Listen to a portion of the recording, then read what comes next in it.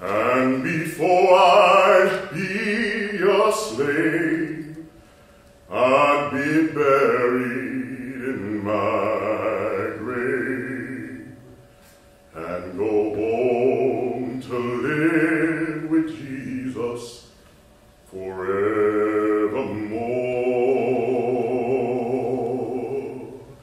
I'll be there to see my mother, no more sorrow, no more pain. I'll be there to see my father, all is sunshine and no rain, and these chains I'll never wear again.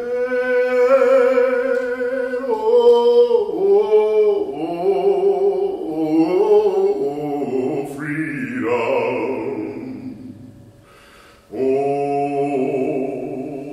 Oh, freedom. Oh, freedom over me. And before I'd be a slave, I'd be buried in my grave and go home to live with Jesus forevermore.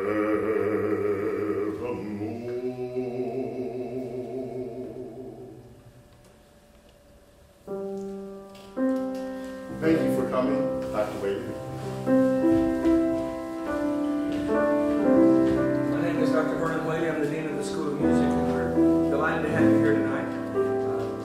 Last year, it was my privilege to be able to have Daryl Duff in my class, the Biblical Foundations of Worship. We had a wonderful opportunity to know each other over the course of the semester, find out what his dreams are, what he wanted to do. And one of them was to be able to teach and to be able to instruct young students. And so he has jumped really head over heels into this Master of Arts in Worship Studies, and has just done an exceptional job. And we're proud tonight to be able to present to him, present to you, his graduate lecture recital. Now, the lecture recital is a little bit different than some of the regular recitals you would see here on campus, in the sense that during the course of the program, after he sings a song or before he sings a song, he will tell you what the history is behind the song, or what the special emphasis is. All of this is part of the research process that we go through whenever students are completing their master's degree programs. We are glad to have Daryl's wife and daughter here, Claudia and Bethany. So if they would stand, we would like to welcome them and say thank you so much.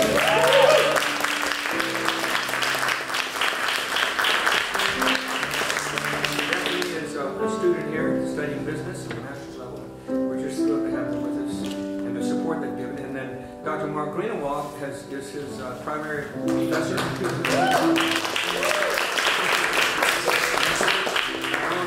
Catherine Volker is accompanying him tonight, and this is terrific. But one of the special treats we have tonight is Dr.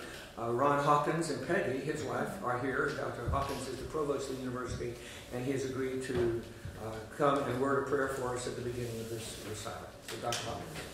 All right, I really came to meet Daryl's wife. But I met Daryl a while ago when we did the Amazing Grace, and I realized he has an amazing story, and he's an amazing person. So those of you who had the opportunity to sit under him, you're going to have an amazing treat. So tonight, I know with Daryl, we love to use the word amazing. But we have an amazing God, do we not? Amen. And he's reached out and touched our lives, and this man has a wonderful story. I asked him to come to my office and tell me his story, and he did. And we shared a lot together, but what he sings is from the heart, and that's what the music school is all about. Music elevates us into the presence of our glorious God. It touches a part of our soul and moves us in a way that nothing else does. And so we celebrate music and Dr. Whaley and all that we are doing this evening. So let me pray for this dear brother and for all of us as we listen to him lift up the Lord in song this evening. Our Father, we just take a moment to thank you for Daryl. Lord, he has had an amazing journey that is a testimony to your faithfulness, to your goodness, and to your love. And Lord, many of us who are here this evening are able to witness to that same kind of experience with you. And so tonight we celebrate you, we pray for him, and we pray that as we listen to him, we may be drawn closer to you. Bless him, give him calmness, and encourage his heart as he presents to us that which is so special to him. We pray in Christ's name. Amen. Amen. Thank you, Dr. Hawkins. Thank you, Dr. Ray. I don't know if you are used to it, but I'm Pentecostal, and every time we feel the Spirit, which is most of the time,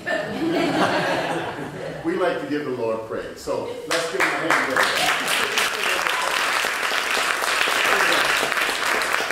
My students are used to that. So welcome to my lecture recital. As you can see on the board, it says, African American spirituals are suitable literature to be sung by all on the concert stage, by Dr. Lauren Plant. And that's been a part of my research. And I won't go into it now, I'll go into it later.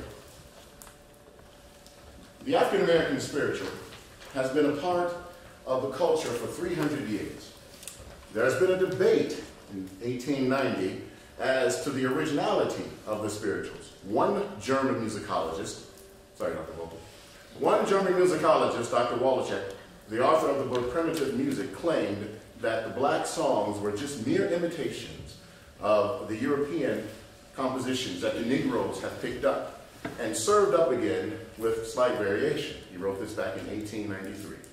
Now, the rebuttals were swift, and the rebuttals were strong, and they were very numerous from both black and white musicologists.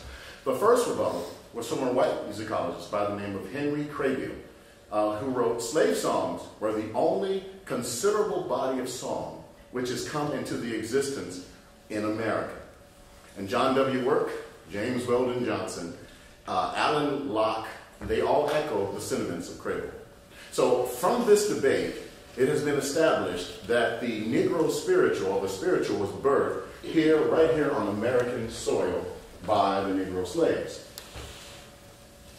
Now, it is very ironic that the original music of the United States was created by West African people who were brought to our country on slave ships.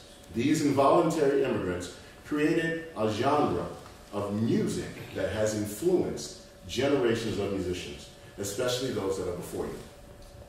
George Gershwin and Anton Dvorak. George Gershwin, his opera Porgy and Bess, depicts the lives of African Americans in the fictional fishing village of Catfish Row. That fictional village is based on his visits to Cabbage Row. How many of you have been down to Charleston, South Carolina? Have you ever been to the island of Folly? Yeah, they have a whole nother language down there. And so Mr. Dvorak had a great relationship with H.T. Burleigh when Dvorak came to America in 1893 to head up the music department in New York City. And from this friendship came many motives that Dvorak's music, which included Dvorak's music. Now, this friendship was developed because he was a young musician in that school of music.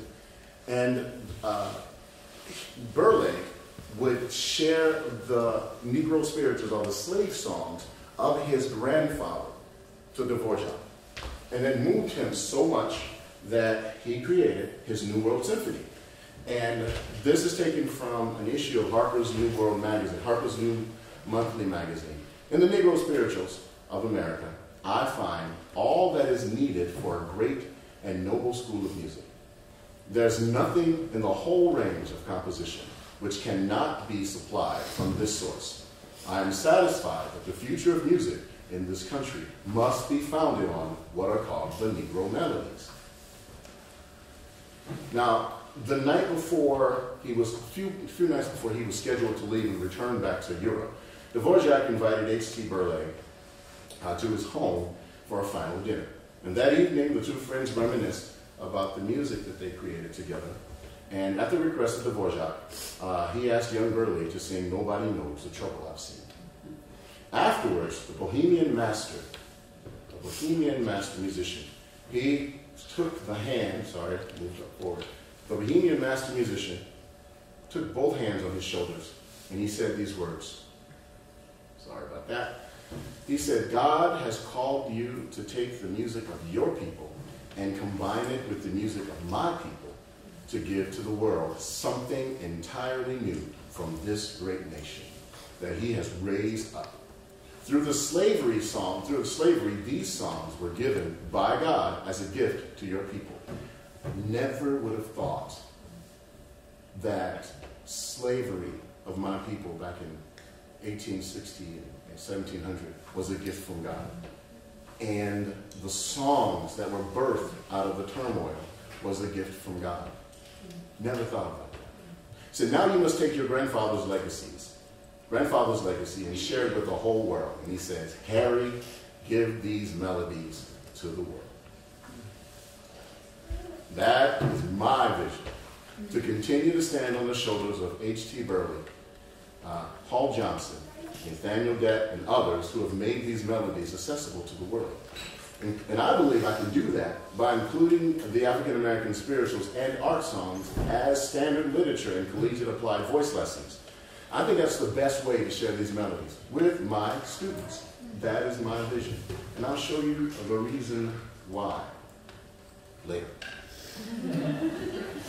But we'll first begin with this wonderful book. In my research, there have been a lot of resources that brings me back to this one book. As you can see on the slide, it was published in 1867, 2 years after the what? Civil War. After the slave emancipation. The emancipation of the slave was in 1863, I believe. But after the Civil War, 3 people, William Francis Allen, Charles Picard Ware, and Miss Lucy McKim Garrison, Mrs. Lucy McKim Garrison, they decided to travel to all of the slave states, which is mostly the southern region. And what they did was, they didn't have a tape recorder, they didn't have a camera, they had pen and paper. And they took all of the slave songs from different regions of the United States and divided them up. They visited plantations, and they looked the former slaves in the eye, and they basically said, sing this song for me, sing a song. And what they did was, they created this volume of this book. Now, this was not the very first one. However, it is one of the ones that has been a mainstay. It's like the Bible of Negro spirituals. And for those of you who are arrangers, this is a gold mine. All of these are public domain. And as I was studying, it all came back to the very first song that they wrote, that they took down. And it's called Roll, Jordan, Roll. Now, let's see if I can find it in here. It goes like this. My brother, sing on the tree of life, and you get up and Jordan, roll. Roll, Jordan, roll, Jordan, roll, Jordan, roll. Oh, march the angel march. Oh, march the angel march. Oh, my soul, arise in heaven, Lord, when you get up and Jordan, roll. Little children, learn to fear the Lord, and let your days be long. Oh, roll, Jordan, roll, Jordan, roll, Jordan, roll. Oh, march the angel march. Oh, march the angel march. Oh, my soul, arise in heaven, Lord, when you get up and Jordan, roll. Oh, let no false nor spiteful word be found upon your tongue. Oh, roll, Jordan, roll, Jordan, roll, Jordan, roll. Oh, march the angel march. Oh, march the angel march. Oh, my soul, arise in heaven, Lord, when you get up and Jordan, roll. And you'll find that these songs are basically, it's a chorus and about 2 or 3 verses. And I wish I can show you that in their handwritten, it is handwritten what they've done. And they've given us notes on how to sing it and how they prescribe us to present these spirituals. Now, the feature of African American slave songs is a pentatonic scale, vocal improvisation, intoned words, syncopation, vocal slides, which you'll hear all of that tonight, I promise. A call and response, you'll hear that as well. Now talking about the pentatonic scale, 5 notes. It's a major scale, it's a major and minor. What they put here for me to sing is there's a flatted F sharp, or actually F naturally, put it here in the key of D.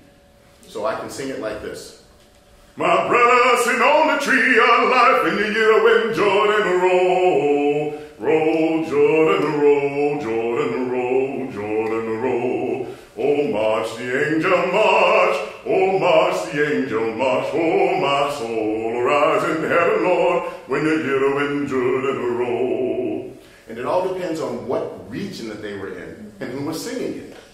So, you notice I said Jordan instead of Jordan. It all depends on where the slaves were when they sang this song. Now, the next song that I'd like to introduce, I'd like you to hear, is going to be an example of the intoned words, call and response. Have you ever heard of? How many of you know about Gandy dancers? Good, that means I'm teaching you something new. Gandy dancers are Negro and actually Irish and even German immigrants who worked on the railroads. And they would have these work songs, and they called them Gandy dancer work songs. Here's an example of a Gandy dancer work song. And the person that sings this is a dear friend of mine. We go way back. Harry Belafonte, for those of you who were born before 1990. This is a picture of us at the Cincinnati Pops Orchestra. We were performing with Eric Kunsel in 1993. Anyway, he backstage gave me a chance to get a picture with him. But this is him singing something called Good Iron. All right, now, gather around the rails, boys. I want you to walk upstairs to the car, grab the rail, turn that rail to your stomach. All right, steady yourself, head high, throw it away. Good old iron, I heard it on that time. Good old iron, I heard it on that time. You hear that? All right, come on back and get another one. Walk up, walk across the car. Inside men step back. Outside men move up good and strong. Don't want no slackers, don't want no step backers. All right, steady yourself, head high, throw it away. Good eye, I heard it, I heard it, I heard it. Ring that time.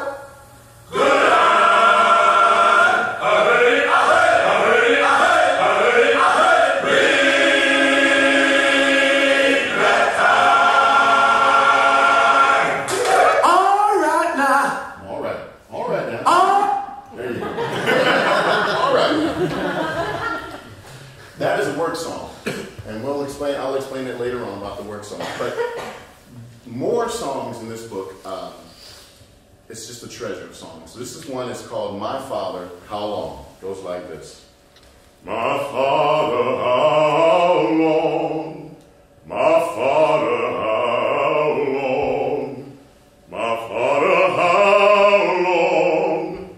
Poor sinner suffer here, and it won't be long, and it won't be long, and it won't be long. Poor sinner suffer here, we'll soon be free, we'll soon be free, we'll soon be free. The Lord will call us home, we'll walk the mile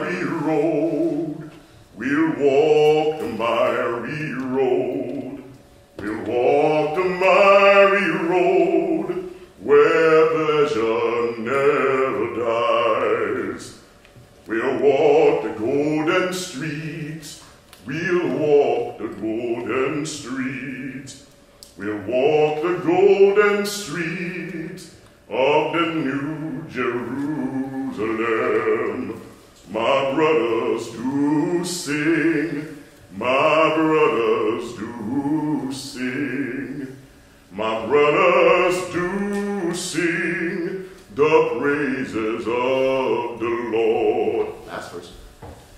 We'll fight for liberty. We'll fight for liberty. We'll fight for liberty when the Lord will call us home. My mother, how long? My mother, how long? My mother, how long? Oh, sinners suffer here. You can clap.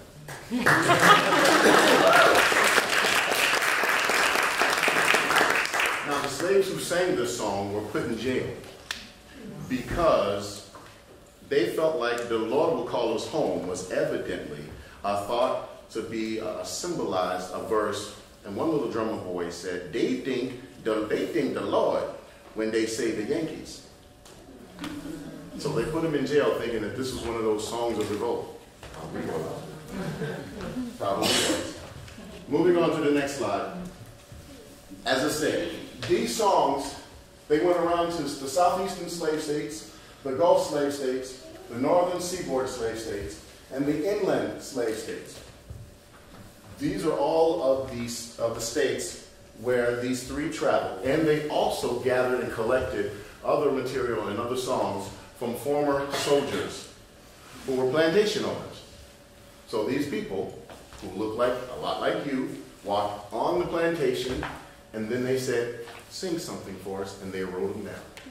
And I'm telling you this because as musicians and as teachers, when we pick a spiritual, maybe you live in Tennessee or in Florida, well, I encourage you to pick a spiritual that's from that state. This book can tell you. For those who are, who's from Florida here? I got a song for you. Who's from Louisiana here? The song that I just sang was from Florida, from the Gulf states.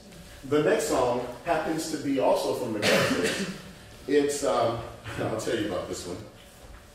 It says here, this is what they wrote down. It says, they put them in numbers. It's like a hymn numbers, and this is number 136, the last song in this book. It says, in 136, we have the attempt of some enterprising Negro to write a French song. He is certainly to be congratulated in this process. So here is a bunch of people singing the song. It's called Missy Banjo. Have you heard this one before? Well, you heard it now.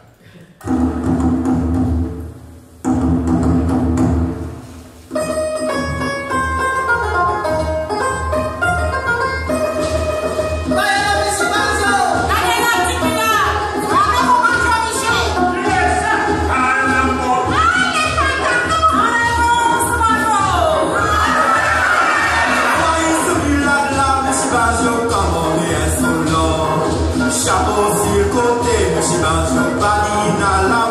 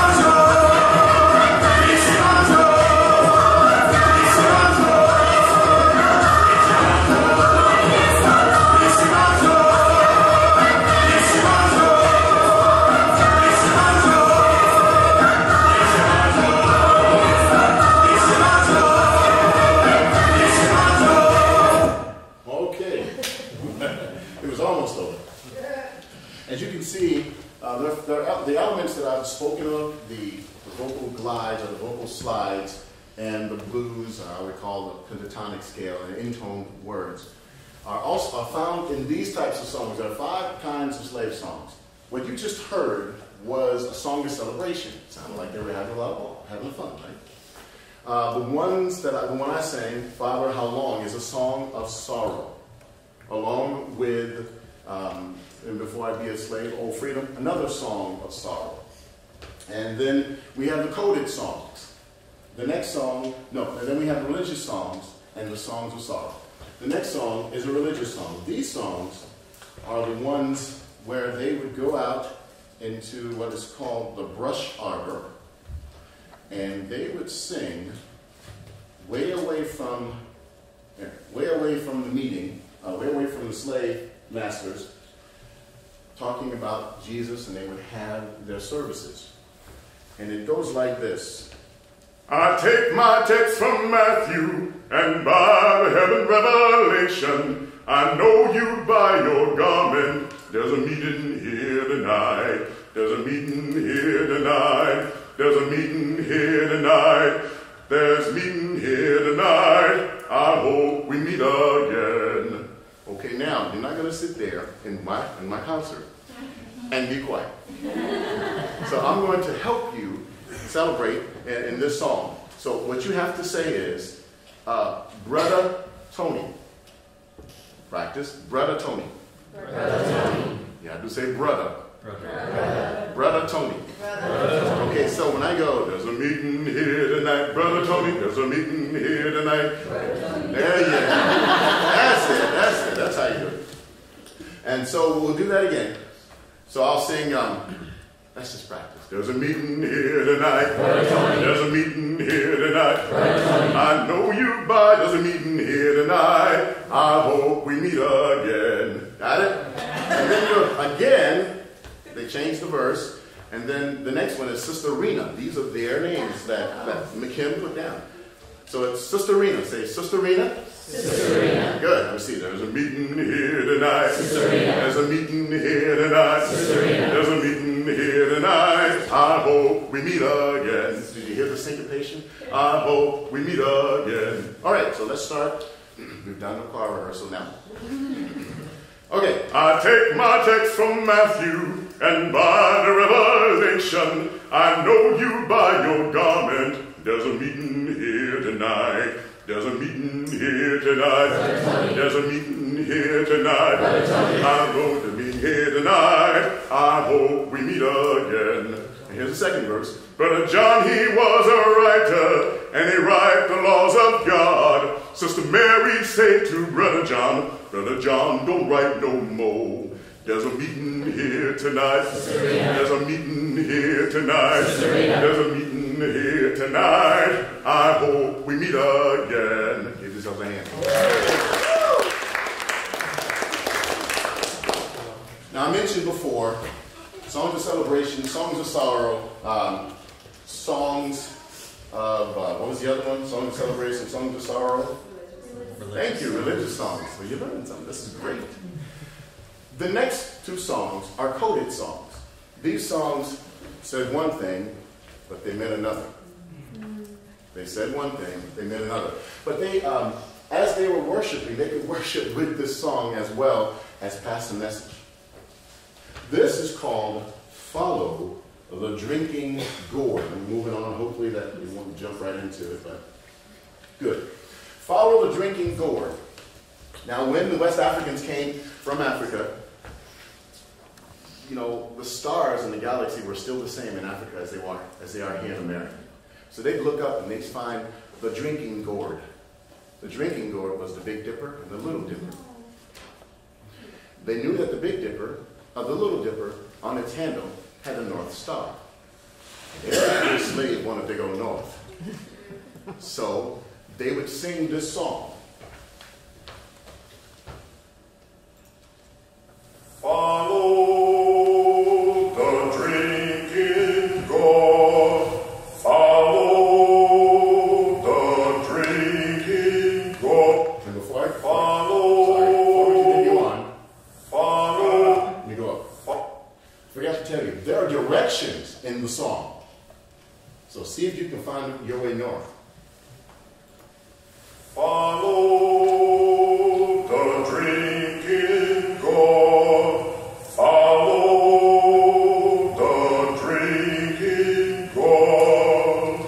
For the old man said, follow the drinking gourd. When the sun come back, when the thirst will cold, follow the drinking gourd. When the sun come back and the time is gone, the drinking gourd. the river's bank hits a very good roll. A dead tree shows the That's a way. drum song. Left foot, peg foot, going on. Follow the drinking gourd. Follow the drinking gourd. Follow the drinking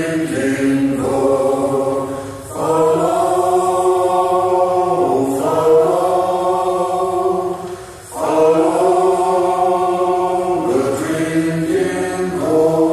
The river in between two hills. Follow the drinking gourd. The river on the other side. The drinking gourd. When the little bitty river meet the widest river, Follow the drinking gourd. left foot, peg foot, the old man waits. Follow the drinking gourd. Follow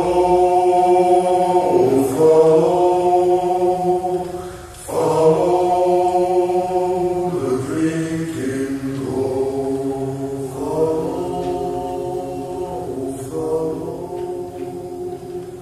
Follow the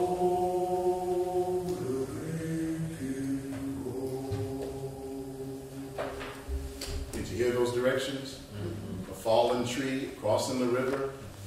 Now, the slave owners had no idea that that's what the slaves were doing. Had no idea. And so they would allow them to sing, pass on these signals and tell them this is the way north.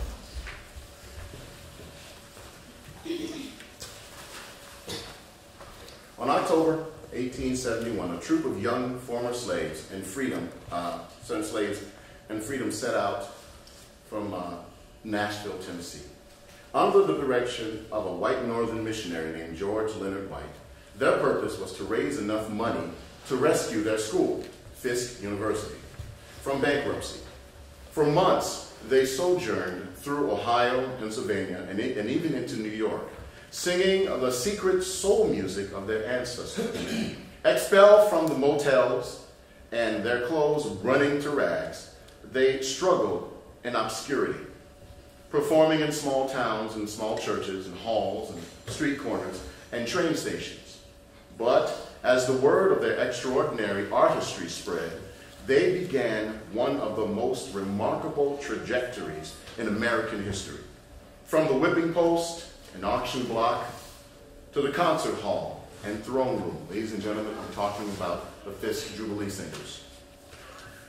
Now, there were about 9 of them with 2 chaperones. And these singers traveled around the United States. Let's go to Oberlin College. This is where they were at Oberlin College. They were at a conference sponsored by the American Missionary Society. And it was one of those boring conferences.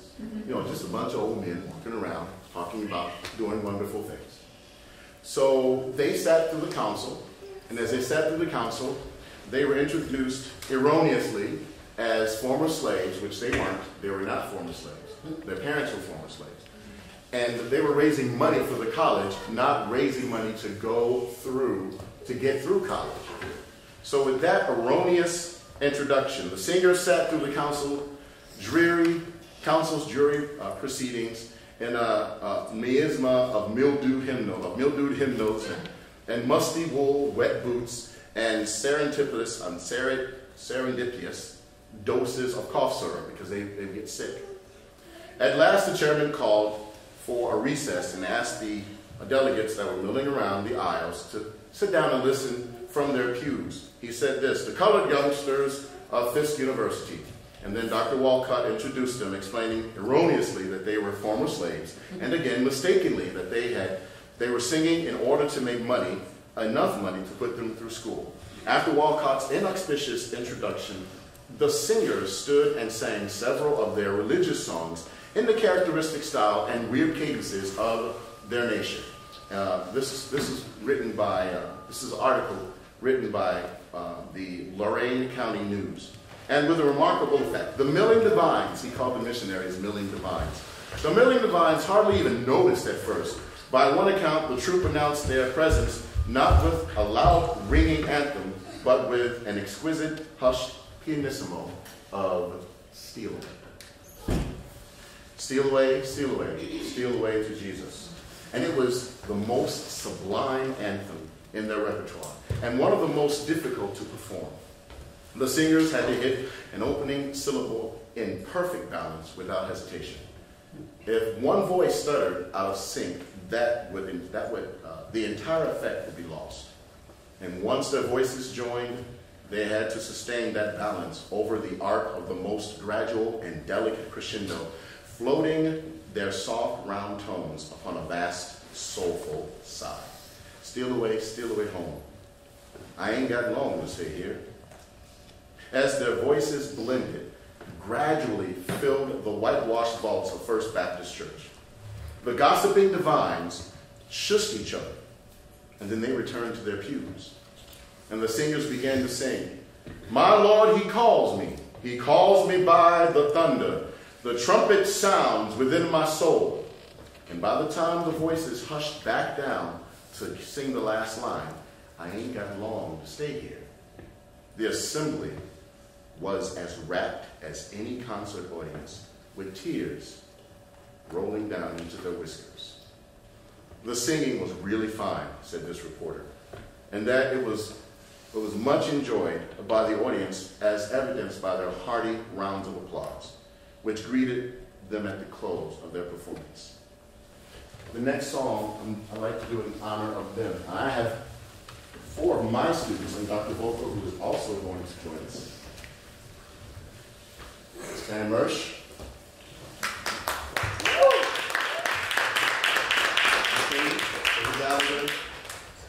Ainsley Liederfine. Got to get it right.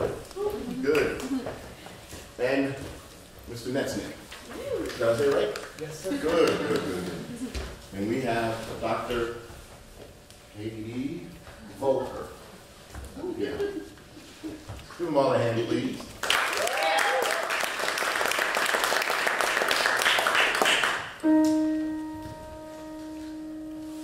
Steal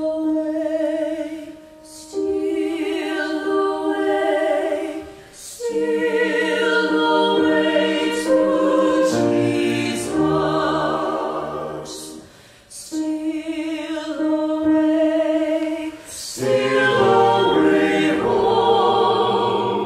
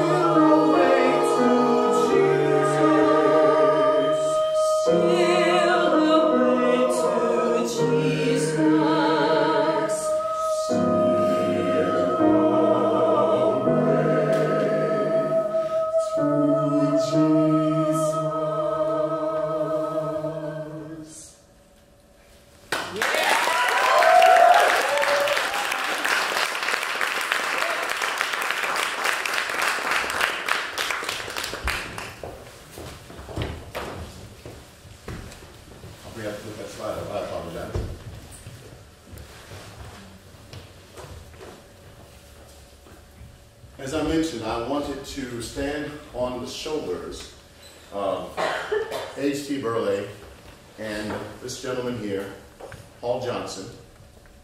I'll sing a couple of his songs. The first one is called John Henry. Let me make sure I have it in the right page.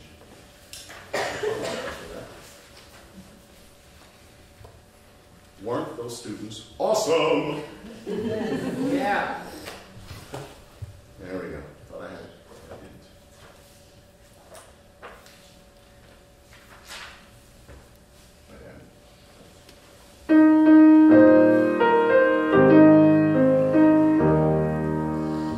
John Henry was a steel-driving man, carried his hammer all the time, and before he let that steam drill beat him down.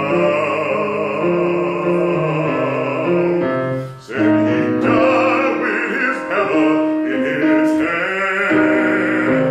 He would die with his hammer in his hand. John Henry went to the mountain top, beat that steam drill down, but the rock was hard. John Henry was so small that he laid down his hammer and he died. Yes, he laid down his hammer and he died. John Henry had a pretty little girl, and her name was Holly Ann. And when John was laying on his bed so low, Holly tried with his hammer like a man. Took and tried with his hammer like a man.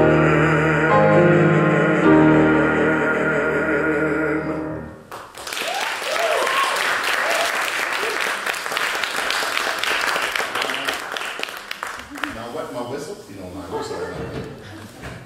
I always tell my students, keep clear.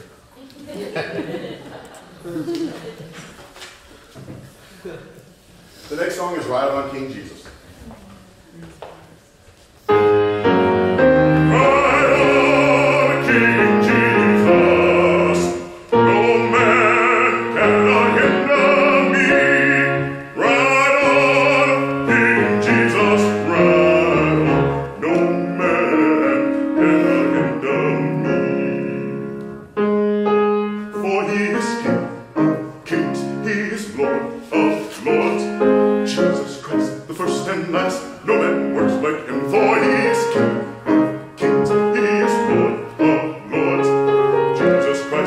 first and last. No man works like him. King Jesus rides on a milk white horse. No man works like him. The river of Jordan he did cross. No man works like him. Oh, ride on like him.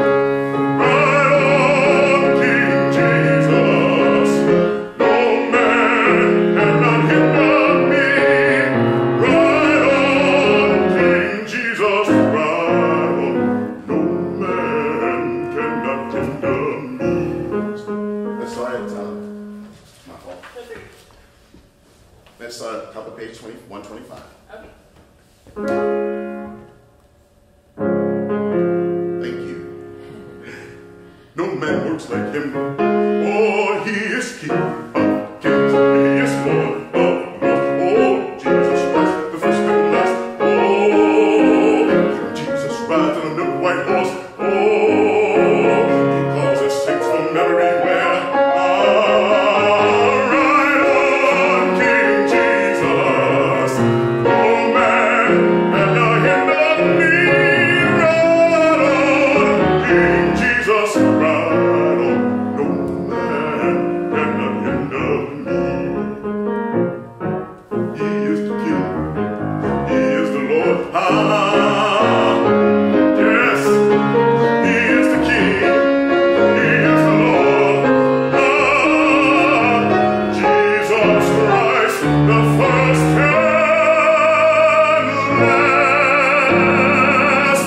No man works like him.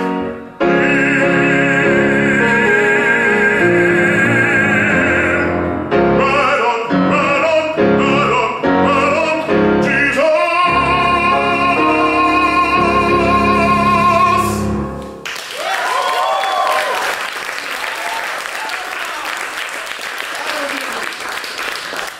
This is written on my memory, I'm telling you. I believe the next one is, no, that's the last one altogether too. The next one I will feature the great Dr. Catherine Volker. Yeah.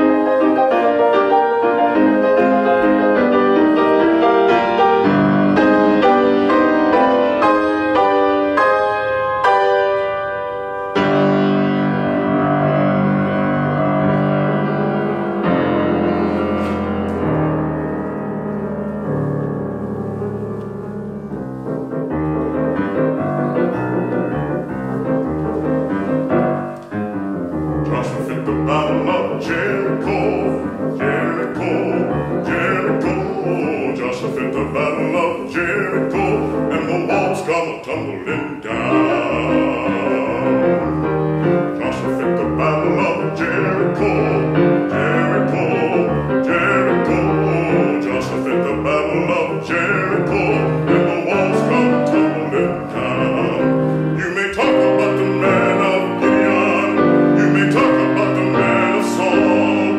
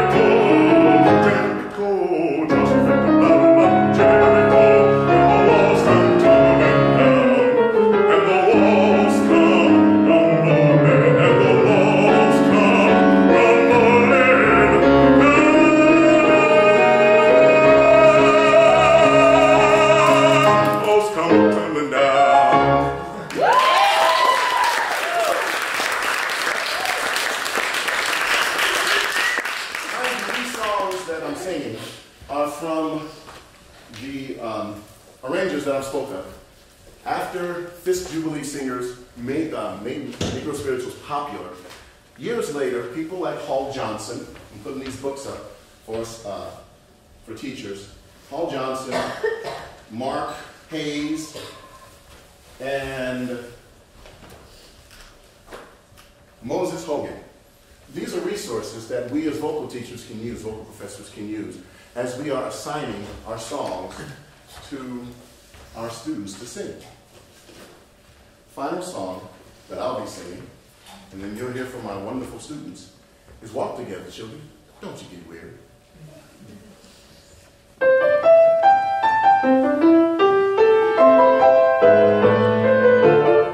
Oh, walk together, children, don't you get weary. Walk together, children, don't you get weary. Walk together, children, don't you get weary. There's a great camp meeting in the promised land. Oh, walk together, children, don't you get weary. Walk together, children, don't you get weary. Walk together, children, don't you get weary. There's a great camp meeting in the promised land. Gonna walk and never tire. Oh, walk and never tire. Walk and never tire. There's a great camp meeting in the promised land. Oh, walk together, children, don't you get weary. Walk together, children, don't you get weary. Walk together, children, don't you get weary. There's a great camp meeting in the promised land. Gonna sing and never tire. Oh, sing and never tire. Sing and never tire. There's a great camp meeting in the promised land. Oh, walk together, children, don't you get weary. Walk together, children, don't you get weary. Walk together, children, don't you get weary. There's a great camp meeting in the promised land. Gonna shout and never tire. Oh, shout and never tire. Gonna shout and never tire. There's a great camp meeting in the promised land. Oh, walk together, children, don't you get weary. Walk together, children, don't you get weary. Sing together, children, don't you get weary. There's a great camp meeting, great camp meeting, great camp meeting in the promised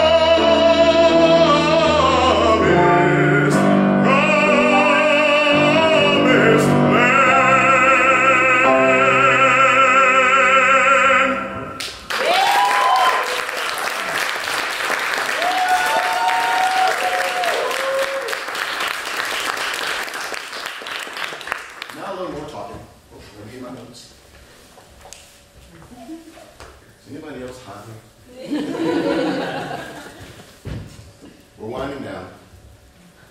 You're probably wondering, so why are we presenting these songs when some of you have had the experience of singing them or been performing them?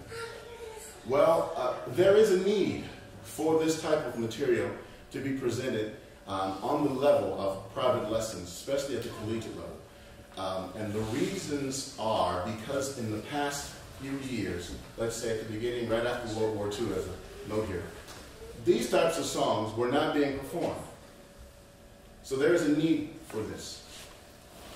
Dr. Barbara Steinhaus, Jordan said, in her previous study, this author herself did a cursory survey of printed concert programs in voice recitals in college and universities and showed that black spiritual art songs typically constitute a very small part of the concert repertoire of the students in music degree programs. This was back in 2005 when she wrote this. And then she continued, information gleaned from interviews with voice teachers from selected institutions of higher learning indicated that those with black leadership within the voice faculty and or those that stress musicology, which we have in ethnomusicology department here in the voice studio were more likely to report regular use of black spiritual repertoire. This suggests a direct positive correlation between the knowledge of the tradition and the willingness to teach the music in the voice studio.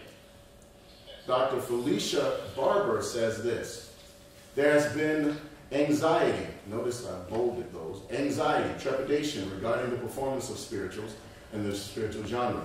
The result is less programming of older arrangements that heavily reflect dialect. In your programs, you will see an insert. We'll talk about that later on. Because some do not want to encourage the negative perception of broken, incorrect, or ugly speech, terms previously associated with the dialect. In addition, many non-African American performers and teachers are apprehensive and not wanting to use the dialect because they perceive racism, because it could be perceived as racism. Dr. Lauren Plant, I talked about him earlier, he says spirituals occupy a very important place in the matrix of American music. And yet, since World War II, it appears that professional vocalists have chosen not to perform them. And he mentions Renee Fleming singing This Little Light of Mine. Beyond that, he said, there is a conceivable void. In the spring of 2015, the African American Art Song Survey took place and was developed and disseminated through the internet to collect data from 220 voice teachers, coaches, singers, on their attitude, coaches and singers on their attitude, I don't know how to do this again, on their attitude towards the African American, I apologize you all, towards the African American genre. And in this genre, 44% out of 500, they answered this, and I'll just move on. Their direct responses, 500 surveys were distributed, 220 voice teachers, coaches, and singers regarding their attitudes on performing African American classical vocal repertoire across racial backgrounds. 44%, that's a good rate. It was indiscriminate, they just sent them out via email. And as you can see, it was the African American Art Song Survey entitled Beyond Race, the Universality of Singing African American Art Songs and Spirituals. They dealt with the general demographic questions like gender, age, ethnic background, race, and religious affiliation. And they addressed specific questions about musical training and exposure to the art songs and spirituals by African Americans. They dealt with preferences of vocal performance style, and they posed two questions regarding attitudes towards the performance of this repertoire by singers of all racial backgrounds, i.e. questions regarding perceptions of authenticity, in which the respondents were invited to explain their ratings and with their comments. As you can see right here, the age groups were 18 to 35, 41%, 49%. Ages 36 to 60, 27%. And then 50 and older, 27.7%, 61. All adding up to 220. And then there's a question about race. Who filled out the form? It was one Native American, as you can see, 3 Asian Pacific Islanders, 43 Black and African Americans, Latina and Latino, there were 3, there were white people who were 160, and then multiracial. So it was a gamut, a large gamut. Respondents, here's their education. 25% approximately African American, 75% Caucasian, 75% at least had one degree, one music degree. It means they went to college. 60% indicated themselves as voice teachers, professional singers, and approximately 30% were voice students. And 60% said that they had never received any instruction in this type of singing, which is the reason I'm here. 60% said they didn't do it. 87%, as you can see, said that they desired to perform this literature. 87%, but there are barriers. And in this survey, they found the barriers were the highest number of responses cited the lack of availability of repertoire and recordings, lack of knowledge of performance, practices, dialect and style, fear of authenticity, and questions of ownership. However, a collective group of responses centered around the following key factors, and they were fear of authenticity, questions of ownership, history of racism, discomfort with minstrelsy tradition, expectations, how will others perceive me singing this type of repertoire, cultural conflicts, the lack of exposure to spiritual or gospel tradition, lack of knowledge of performance practices. Do we need this genre? Absolutely. How do we meet that need? Three things: through perseverance, through exposure, and through education. I just exposed you to a lot of singing of the African American slave songs. And I'm educating you now on the singing and the production of African American slave songs. And people, we are going to have to persevere through all of the negativity and just sing them. This is what we must do. Teachers must convey the message that all students have permission to perform this repertoire. You have my permission to perform the repertoire. We need to guide students towards committed, informed performances. We need to familiarize ourselves with the body of song, literature, this is why I have these, and its proper performance. That's exposure. We need to assign these pieces to students as part of their regular study of quality music that is good for their voices and their development as artists. We need to program these songs in our own recitals so that our students can experience a live example of how it's done. And finally, we have a duty to follow up by talking to our students about their experiences of singing these songs, which is easy to do in a one-on-one applied voice lesson. That's our purpose here tonight. While I cannot address all the barriers, I can say as a voice teacher, again, you have my permission, African Americans to sing African American spirituals. I have exposed you to singing of spirituals, and now I'm going to show you how I teach my students to sing. I asked them to do research. I asked them to study the text. I asked them to speak the text. I asked them to learn the melody. I also asked them to seek to experience or express the song. Tonight, I'd like to introduce you to Katie Gallagher.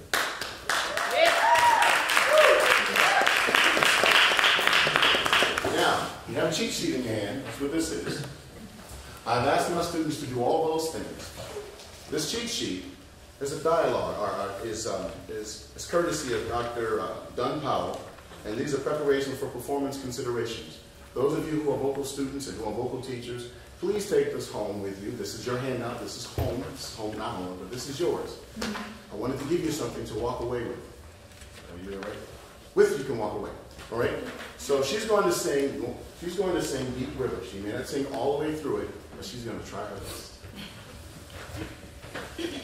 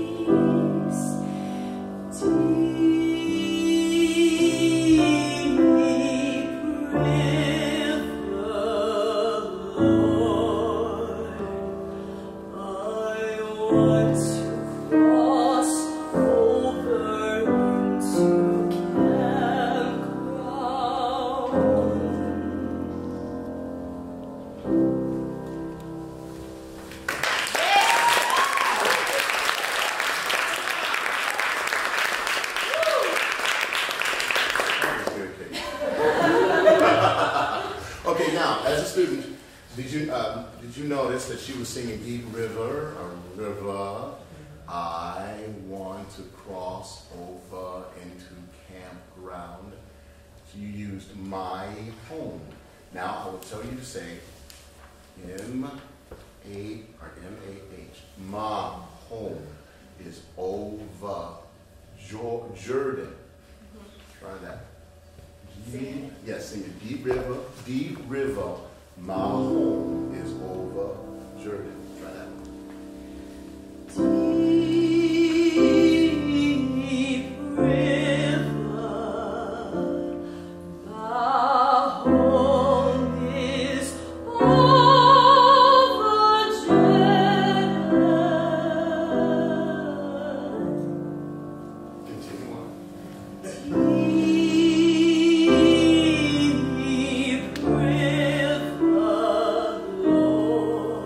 How would you say the next line? I want to cross over. Yes. Okay. Go ahead. I want to cross over into campground. That's how I would ask you to do that. It's just simple. It's just a simple word, but you need to have something like this, which is in my head because I grew up with Medea and Medina, and that's all in my head. I thought I'd put this on paper so you can see what's in my mind. So if you would take this and you can look through there, it's like walk together, children. I should have said, walk together, children, don't you get weary. Walk together, children, don't you get weary. But I decided not to. And again, it also depends on what part of the region of the United States you're from. All right? I want to say amen. Next. Next is Miss Angie Fine. Give her a hand, please.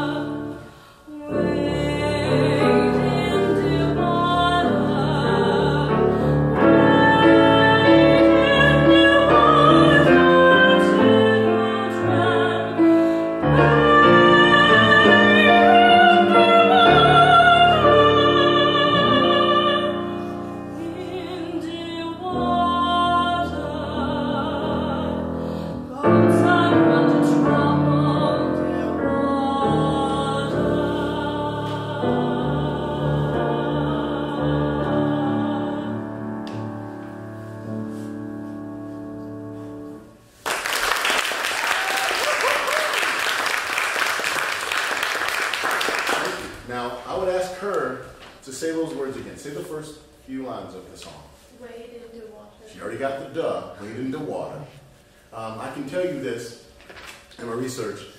the West Africans, some of them could not speak the TH.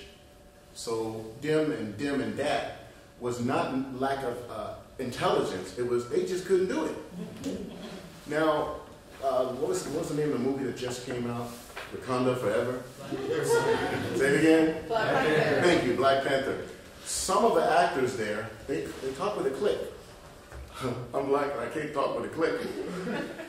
So if I was in their culture, in their country, I would have to learn to talk with a click, and I guarantee you it would be an accent, because I can't do it. But think about them coming to our country, learning from Irish immigrants with a southern drawl, learning from German immigrants with a southern drawl, and then learning from the French with a southern drawl. That's why Michi Banjo.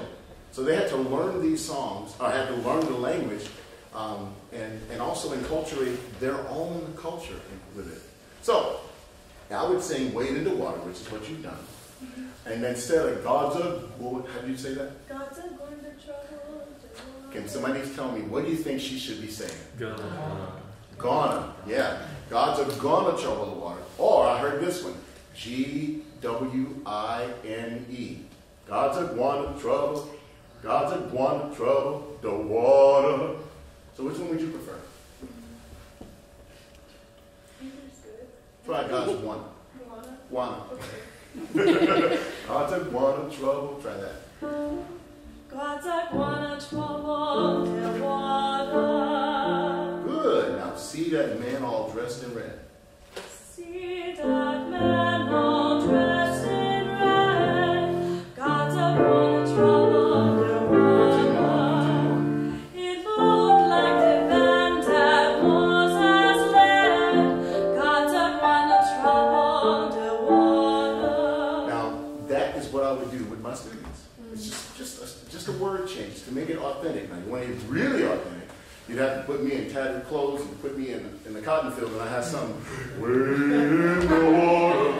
But with the Fisk Jubilee singers and Hall Johnson and the rest of the African American and also white Americans, they turned these plantation songs, secret songs that the slaves would sing away from their masters, into works of art. But they kept the culture, the cultural aspect of it, which is one and so forth. Thank you, Lisa.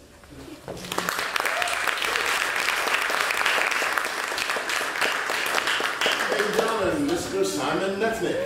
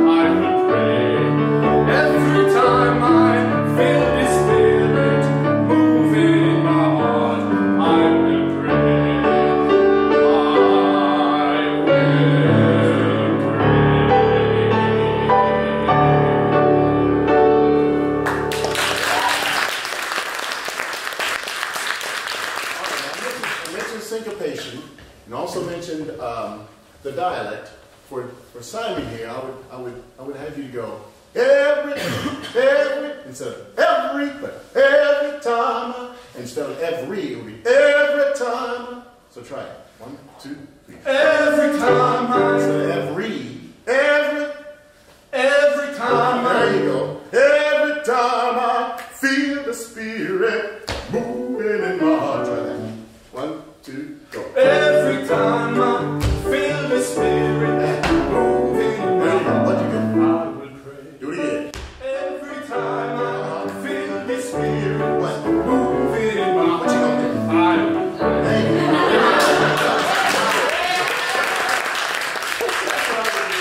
That's what I would do with my students. And I encourage all the rest of the vocal professors and any other professor to do the same thing. Have this sheet in front of you with you somewhere. You can laminate it. You can make it bigger, definitely. and remember the elements of the African American songs, slave songs, are the intoned words, the syncopations, the dialect, and it's for everybody to sing. They're right there, sir. So finally, we have the duty to follow up by talking to our students about their experiences in singing these songs. Now I'm going to put your 4 cheers out for them. And it's now, thank you, sir. It's now your turn to ask them questions and questions of myself. So I have a question and answer session.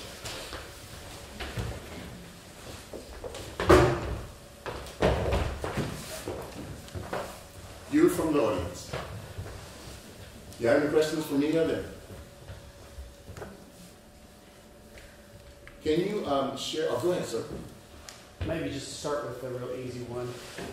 All of the students and myself are white, Caucasian Americans, and I just wonder if you've experienced any sense of embarrassment or I don't want to label it, but how has it felt to perform these songs in front of other students at this university? If you have had that experience.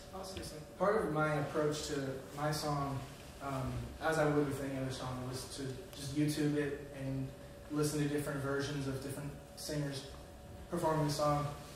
And oftentimes the sound is emulatory of the Anglo-Saxon kind of very legit, thinner vibrato way of singing the song. So every time, and I flipped the R on every time, and that was something that I kind of brought into my performance of the song. And then when I worked with Mr. Duff on it just now, he's bringing a more genuine, authentic approach from the slave culture, and in learning the song in the one-on-one studio setting, I was able to glean that from my instructor, as opposed to just emulating the more formal style that I'm more accustomed to. I didn't pay him to say that. I was definitely apprehensive at first just because I didn't want to do it injustice or just upset someone. But Mr. Duff, of course, encouraged us to understand that it would be worse to change it and to make it different.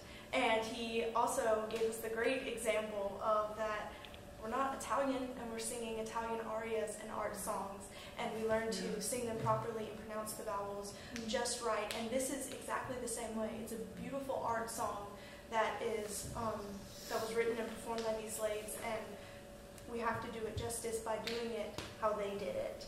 And I even had a friend who was like, "Why are you saying it that way? You shouldn't say it that way." And I got a chance to explain to her why it was important to do it properly. And so it's been an honor to be part of this experience and learn myself what it's like to sing these songs.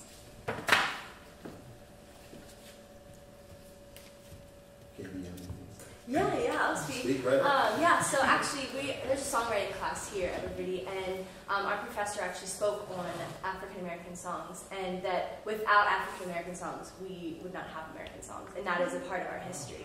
And so, being that, I think it's a really, really cool opportunity that Mr. Duff is here teaching how we are supposed to sing it correctly, just like Ainsley said, because I believe that's super important, is that we respect that and we know the weight and the history of these songs, and we understand that, and then knowing that, we go into these songs singing them, and knowing that they shape our history, and they are a part of our history.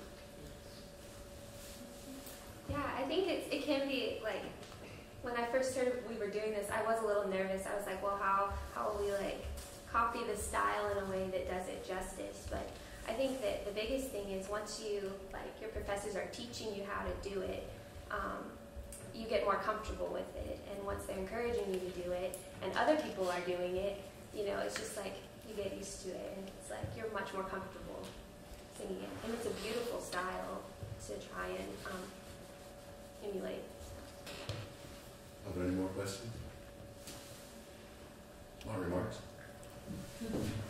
Thank you for attending my lecture recital. I give God all the praise and all the glory. Somebody had it? Oh, go ahead. I was just going to ask, would you be less willing to embrace this style if you did have a vocal teacher like Mr. Duff, who was extremely knowledgeable in this style? I would say no. I sang a lot of spirituals through high school, and our professors were not African American, and they taught us exactly how to sing it and taught us the history. So I think it really depends on how the song is approached. It's not whether, you know, the race or not. I think it depends on how the professor goes about the song. It teaches you the history. It teaches you the correct way. And on the reverse of that, I wasn't really exposed to spirituals that much growing up.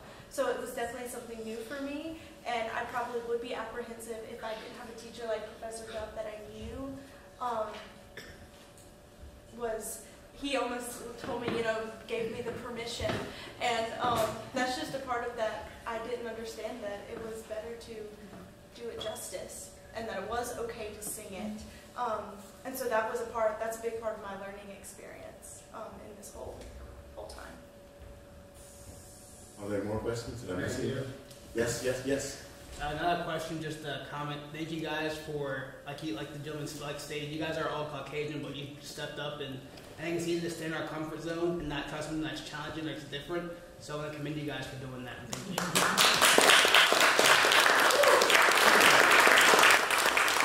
Yes, Scott. I wonder, the experience of it, did it help you, or do you think it helps you to cross a racial barrier? You're all very white. Did you?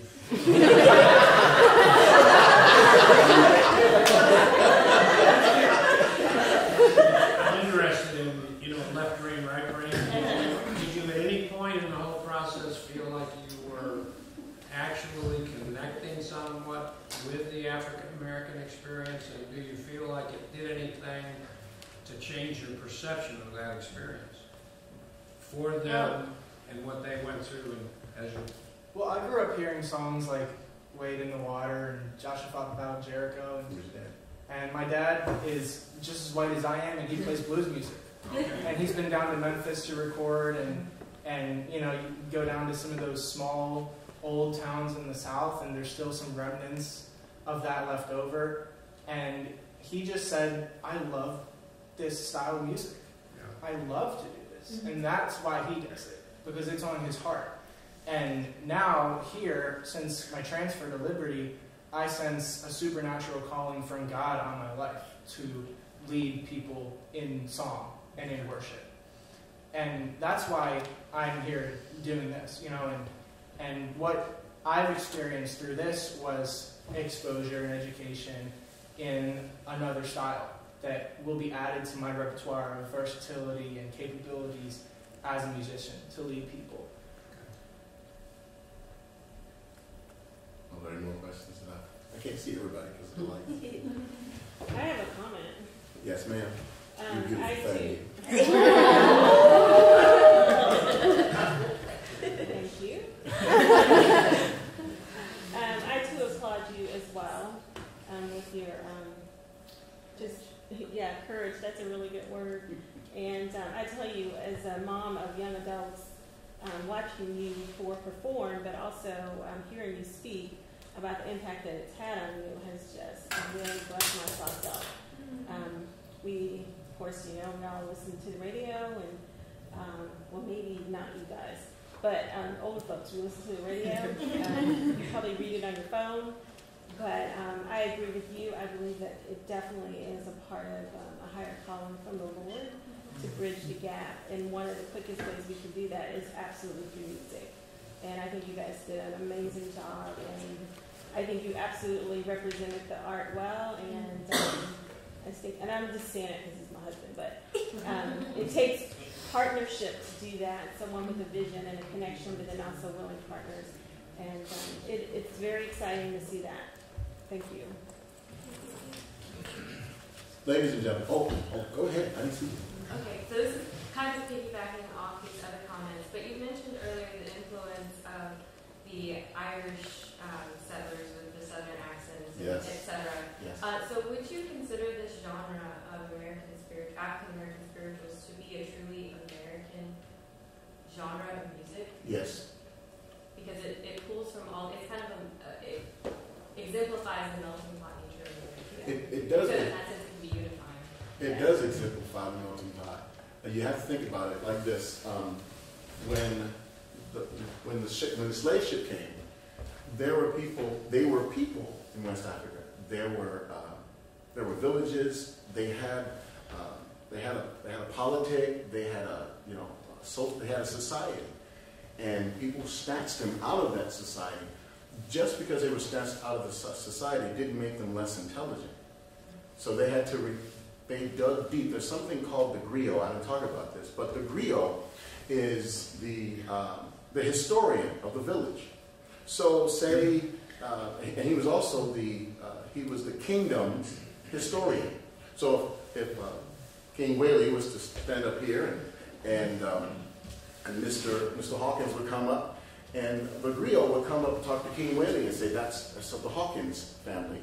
And what the griot would do is sing the Hawkins family song that the Hawkins family had asked a griot 3 or 4 or 5 generations ago. So these were musical people. These were intelligent people. And all of this was oral. These are oral traditions. That's why Dr. and Mrs. McKim and the other two had to come and talk to them. Nothing was written down. This was all passed from generation to generation to generation orally. So how many of you know your great-great-great-great-grandfather's name? They would have to know that. How many of you have a family song? That's what goes along with it. So they took their culture into this land. And then, like you said, they had to learn the new language or some bad things would happen to them. So as they learned this language, they added their own cultural accents to it, the African aesthetic. That's when they gleaned the words, because they had to learn the words somehow, from some way. And because they couldn't speak the TH, like I said, they had to create something. And then just the code songs alone is just a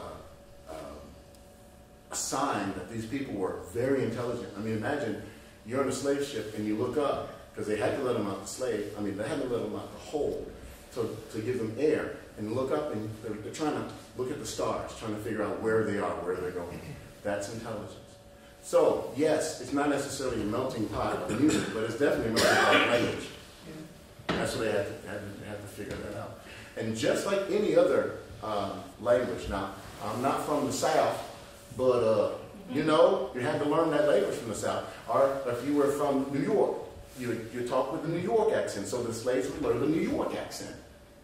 So it's a melting pot of language, but the culture was, they infused their African aesthetic into the music. It's a very interesting question, Joel. You're making me look good. Are there any more questions?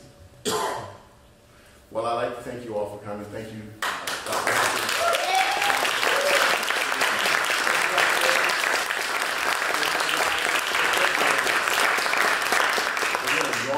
my permission to sing and play and do all these wonderful things with this wonderful music. Thank you, Dr. Wilker. You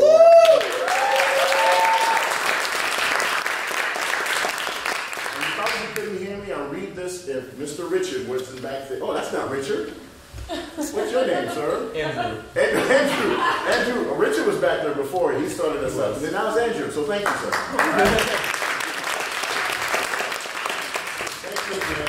You are now dismissed, unless Dr. Whaley would like to say something. Okay, you are now dismissed. Thank you. Andrew? I'm not actually working. This was just